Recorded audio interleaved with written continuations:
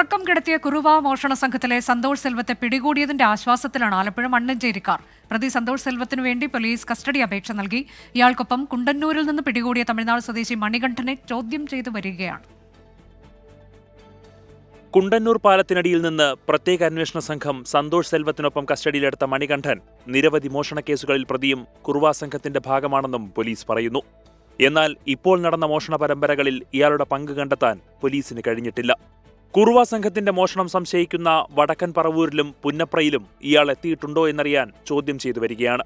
മണ്ണഞ്ചേരിയിൽ സന്തോഷ് സെൽവത്തിനൊപ്പം വീടുകളുടെ അടുക്കളവാതിൽ പൊളിച്ച് അകത്തുകയറി സ്ത്രീകളുടെ സ്വർണം കവർന്ന രണ്ടാമനെക്കുറിച്ച് വിവരം ലഭിച്ചതായി പോലീസ് അറിയിച്ചു. സന്തോഷിനായി പോലീസ് നൽകിയ കസ്റ്റഡി അപേക്ഷ കോടതി നാളെ പരിഗണിക്കും. കുറുവ സംഘത്തിൽപ്പെട്ട 14 പേരാണ് മോഷണങ്ങൾക്ക് പിന്നിലെന്നാണ് പോലീസിന്റെ നിഗമനം. സന്തോഷിലൂടെയും മണികണ്ഠനിലൂടെയും കൂടുതൽ പ്രതികളിലേക്ക് എത്താമെന്നാണ് പോലീസ് കണക്കുകൂട്ടുന്നത്.